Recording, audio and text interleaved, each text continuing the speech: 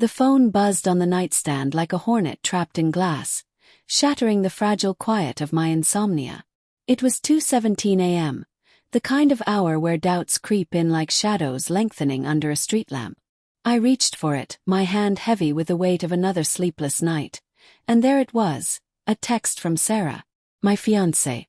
The woman I'd built my life around for 3 years, the one whose laugh could cut through the fog of my worst days. Hey babe, remind me of the date. Wedding stuff is blurring together. I stared at the screen, the blue glow etching harsh lines into my face. Remind her of the date. Our wedding was in 7 days. 7. We'd picked October 15th together, under a canopy of turning leaves in Central Park. Her hand in mine, promising forever. I'd etched it into every calendar, every reminder app, every heartbeat. And she forgot. A cold fist twisted in my gut, not just confusion, but something sharper. Betrayal's first whisper. My thumbs hovered over the keyboard, fury bubbling up like bile. But I swallowed it, typed back. Don't worry. No elaboration. No question. Just that. Because in that moment I knew. Deep down, in the marrow where instincts live, I knew something was rotting beneath the surface. The next morning, sunlight slanted through the blinds of our Brooklyn apartment, turning the dust motes into a mocking dance. Sarah was already up, humming in the kitchen, the scent of fresh coffee mingling with the faint floral notes of her shampoo. I watched her from the doorway, her lithe frame moving with that effortless grace that had first drawn me in at a mutual friend's gallery opening. Back then, she'd been a whirlwind, ambitious graphic designer with dreams bigger than the city skyline, eyes that sparkled like polished emeralds. Now, those eyes flicked to me and she smiled. Morning, love. Sleep okay? Fine, I lied, my voice steady despite the storm inside. I poured coffee, the hot liquid burning my tongue as I sipped, mirroring the scorch in my chest. How could she forget? We'd spent months planning. Venue deposits, guest lists, her ivory gown hanging in the closet like a ghost. But last night's text gnawed at me, a splinter I couldn't ignore. Was it stress? Or something else? I replayed our recent nights, her late hours at the office, phone face down on the table, quick glances away when I asked about her day. Subtle shifts, like cracks in a foundation you only notice when the house starts tilting. By noon, denial had curdled into suspicion. I called in sick to work. Software engineer gigs have their perks, remote flexibility being one, and sat at my desk, the hum of the city outside a distant roar. Her laptop was there, lid half open, as if inviting scrutiny. I hesitated, fingers trembling. This wasn't me. Trust had been our cornerstone. But the text, remind me of the date. It echoed like a taunt. I opened it, password her birthday, naive, trusting. Emails first. Work stuff, bridal registry confirmations. Then messages. And there, buried in a thread with Alex's work, was the truth. Alex, her coworker. The one she'd mentioned in passing. Talented but intense. But these texts weren't professional. Last night was incredible. Can't stop thinking about your hands on me. Sent 2 days ago. My stomach lurched, coffee threatening to come up. Scrolling back, months of it. Flirty banter evolving into explicit plans. Hotel receipts attached. Photos, God, the photos. Sarah in lingerie I'd bought her. Poses meant for me, sent to him. Heartbreak hit like a sledgehammer, splintering into rage. Humiliation burned, imagining them laughing at my obliviousness. I slammed the laptop shut, breath ragged, vision blurring with hot tears. How long? Why? Was I not enough? I paced the apartment, the wooden floors creaking under my weight, each step fueling the fire.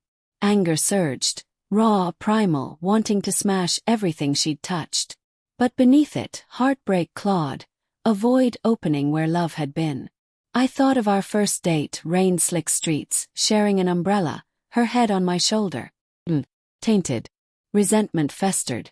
She'd played me, strung me along while building a life with him. Obsession took root. I needed to know everything. Who was Alex? A quick social media stalk. Mid-30s, chiseled jaw, marketing exec at her firm. Posts of adventure trips, smug smiles. He had a girlfriend too, from the looks of it.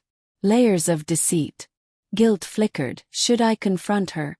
End it cleanly? But no. The wedding loomed, invitations sent, families flying in. My parents, beaming with pride. Her sister, the maid of honor. Canceling now would be chaos, whispers of failure trailing me. And deeper, a cold resolve formed. She didn't deserve mercy. Not after this. Fantasies swirled, exposing her at the altar, watching her face crumple. But that was too crude, too public. I wanted something sharper, personal. Revenge that mirrored the betrayal. Subtle at first, then devastating. That evening, Sarah came home, arms laden with takeout bags from our favorite Thai place. "Peace offering for my scatterbrain last night," she said, kissing my cheek. Her lips felt like ice. "Work's been insane. Forgot our own wedding date. How ridiculous is that?" Laughter light and false. I forced a smile, muscles aching. "Don't worry about it." Echoing my text, laced with hidden venom. We ate on the couch, her feet in my lap, Netflix droning. But my mind raced. Inner conflict tore at me. Part of me still loved her, or the idea of her. Doubt whispered, maybe it was a mistake, a fling. But the evidence burned in my memory. Fear too. What if revenge backfired, left me broken?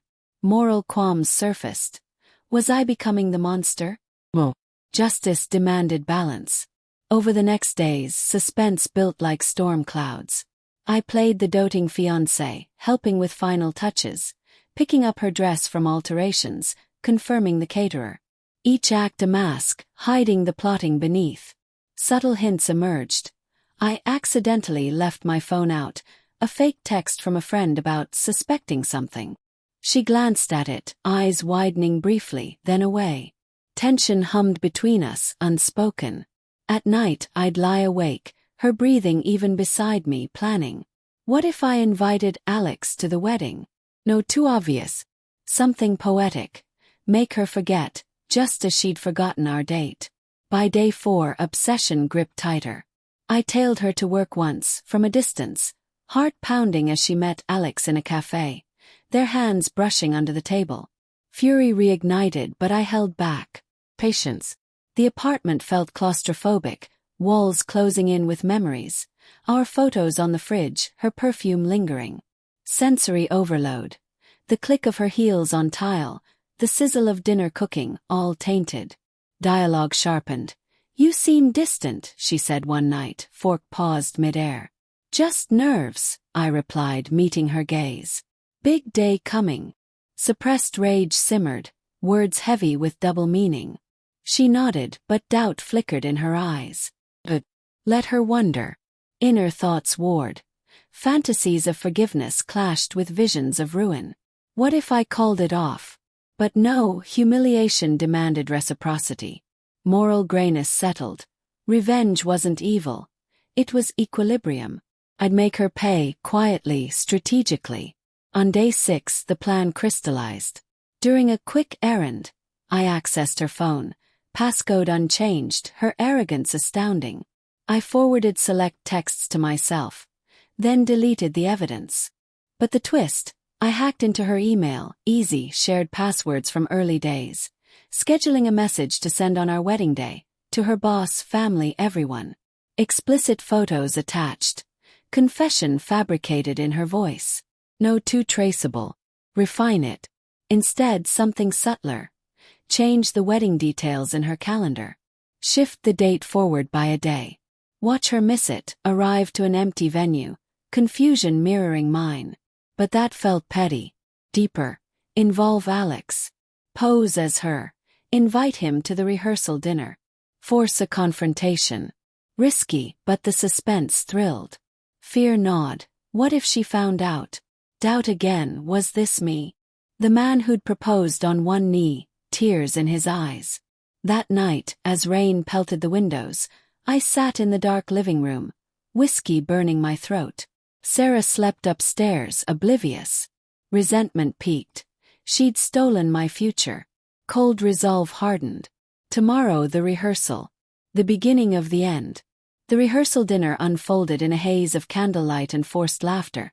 The private room at Luigi's Italian eatery alive with clinking glasses and the rich aroma of garlic and tomato sauce. Family mingled. My parents chatting with hers, aunts regaling tales of our childhoods. Sarah glowed in a simple black dress, her hand on my arm possessive. But I felt the undercurrent, tension coiling like a spring. I'd executed phase 1 that afternoon. Using a burner app, texted Alex as her. Need to see you. Rehearsal dinner tonight, 7 p.m. Back entrance. Urgent. He'd replied. Risky but okay. Miss you. Now I watched the door pulse thudding. Suspense built with each passing minute, the room's warmth contrasting the chill in my veins. Inner conflict raged. Guilt for deceiving family, fear of fallout. But heartbreak fueled me. Visions of their betrayal replaying like a looped film. Obsession had morphed into action. No turning back. Sarah leaned in, whispering, You okay? You seem on edge. I squeezed her hand, smile tight. Just excited. Words dripped irony, suppressed rage bubbling. Dialogue revealed cracks. Her laugh too bright, eyes darting to her phone. Then, 7:45. A knock at the back door. The manager poked his head in. Someone here for Sarah. Says it's urgent work thing. Her face paled, emerald eyes widening. What? Now? She excused herself, slipping out. I waited 5 beats, then followed, heart slamming. The alley behind the restaurant was dim, sodium lights casting long shadows on wet pavement. There they were. Sarah and Alex, inches apart, his hand on her waist. What's this about? She hissed, voice low but carrying. You can't be here. I got your text, he replied, confusion etching his features. Said urgent. I didn't. She froze, realization dawning. Turned, saw me in the doorway. Shock rippled across her face, color draining. Mark. It's not. But it was. Fury erupted, no longer suppressed. Don't, I said, voice steel. I know everything. The alley air was thick, rain misted. The distant honk of taxis underscoring the moment. Alex stepped back, hands up. Whoa, man. This is between you two. Is it? I advanced, calm exterior masking the storm. Or between you, her, and your girlfriend. Yeah, I know about her too. Moral complexity hit. Alex wasn't innocent, but a pawn in my game. His eyes widened, fear, regret. Sarah's tears came, mascara streaking. Please, Mark. It was a mistake. I love you. Heartbreak twisted anew, but resentment won. Love. You forgot our wedding date. Texted me like it was nothing. I pulled out my phone, showed the forwarded texts. Her face crumpled, humiliation mirroring mine. Family voices filtered from inside, oblivious. Suspense peaked. Would I expose her now? Drag her back, announced to all. Tempting but no. Poetic justice demanded more. Go, I told Alex. Or I send these to your girl. He bolted, footsteps echoing.